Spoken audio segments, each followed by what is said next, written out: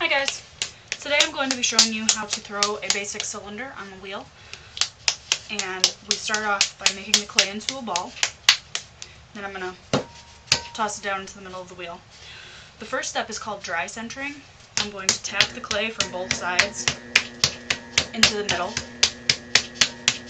And this is going to help me with the centering process. It's going to make it a lot easier. Next, we're going to start with the wet centering, so I'm going to get the clay wet. And this, I'm going to lead with my left hand.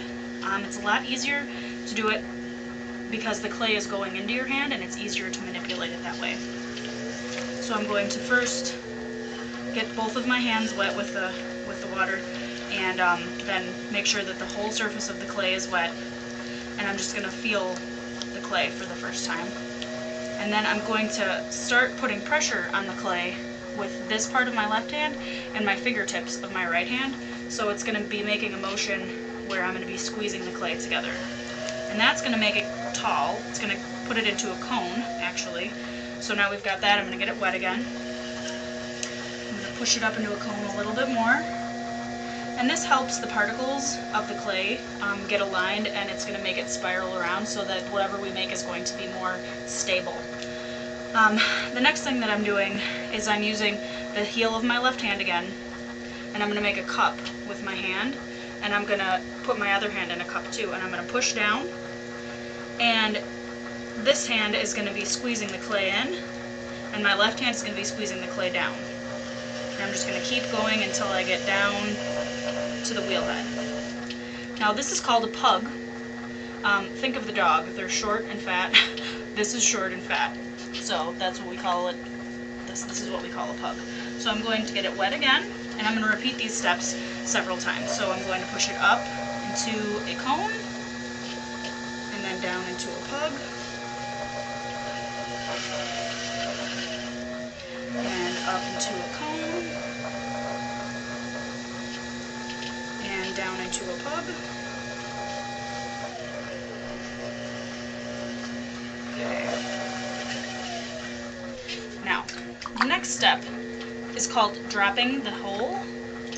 So I'm going to take my sponge, and I'm going to kind of cheat with my sponge a little bit. I'm going to put my two fingers of my right hand inside of the sponge and press down in the very middle. And this is going to make a little hole in the clay. Okay. Now the next thing I'm going to do, I actually have a little example for you to see. I'm going to cut it in half so that you can see what the inside looks like. I'm going to make a little indentation with my fingers when I get to the inside, and it's going to look like this. So this is the next step that I'm going to be doing. So check this out. I'm going to make a little hook with my fingers like this, and I'm going to push it into the bottom of the clay, and I'm going to go toward me. And that's going to make this little indentation here. And then I'm going to get it wet again. Put some water in that hole. And I can use the sponge inside of it. And then I'm going to put my left hand on the left side and the sponge in my right hand. And I'm going to pull that little lip up into my hand. Pull, pull, pull, pull, pull, pull, pull. That's called, this is called a riff. That was the first pull, and these little riffs happen, and what I'm going to do is, I'm going to cut the top half off because we don't really need that right now. And that's going to happen to you guys a lot, and that's okay. If that happens, you can just cut it off, and we're going to be making a smaller cylinder now, and that's fine. So I don't want there to be too much water on the inside of my pot, or anywhere, because that absorbs into the clay and it makes it fall down faster. So right now I'm holding the sponge on the outside of the clay and kind of cleaning it up a little bit, and I also want to feel if there's any bumps or bubbles in the clay. And I'm going to take my sponge and my fingers of my left hand and make like a little thing for the clay to sit into. And I'm going to kind of push with the sponge, and it's going to compress the lip. It's going to make it stronger. And then I'm going to go again push the bottom down a little bit more. And I'm gonna come up again. So this time I'm doing it on the right side. And I'm pulling the clay up. I'm kind of pinching on the inside and the outside. And if you'll notice, my legs are on, my elbows are on my legs so that my hands are supported and I'm not wiggling around. If I do that, I'm going to wobble around and the clay is not going to be supported. So I always keep my legs, my elbows on my legs through this whole process. And I'm just going to keep coming up a little bit every time.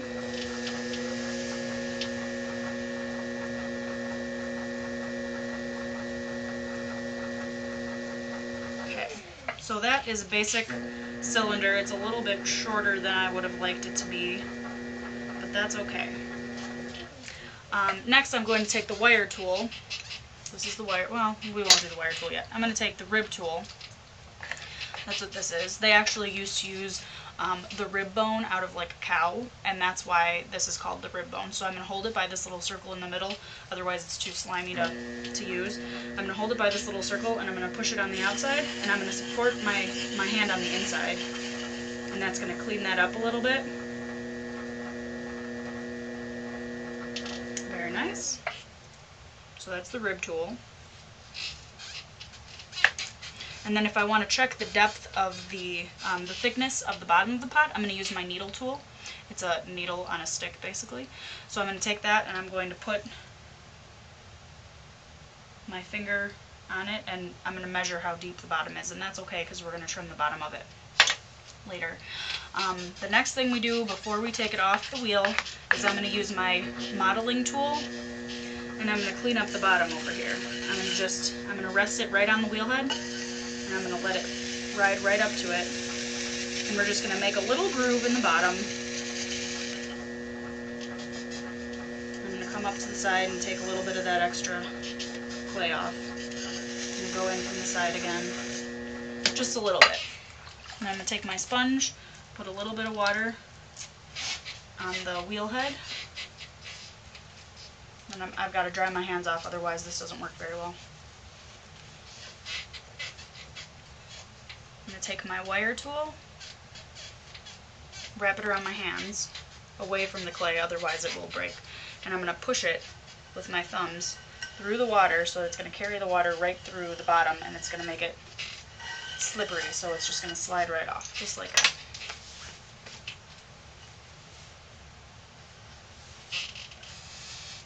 So there's a cylinder. And then I actually have another cylinder that I made for you guys to see the difference. So a cylinder, we're going to want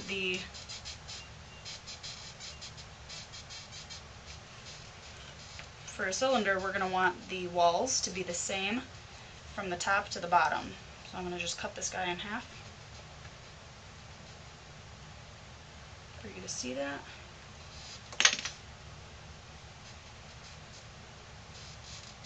So the base on this one is a little bit thicker than the top, but that's okay. The more you practice, the more it's going to be the same from the bottom to the top. Now with a bowl, that's a little bit different. With the cylinder, we've got this very sharp edge on the bottom here, and that's like the corner in the bottom, like as it would be in a jar or something. Now a bowl does not have that sharp edge. It's just perfectly round. Come on, little guy, cut for me. Okay. So as you can see, this is round. There's not a sharp edge, and I have more thickness in the bottom of this. Now when I trim, I'm going to cut a little bit from the bottom, right here. So like this will get cut off, and then there will be a little foot here. And I'm going to cut some of this stuff off. So with the bowl, it's okay to have a little bit extra because you kind of want stuff right there to be able to cut away at a foot. So that is all that I have for you today, and we will talk more next time. I have some great books if anybody would like to borrow them. We've got all different types of books. So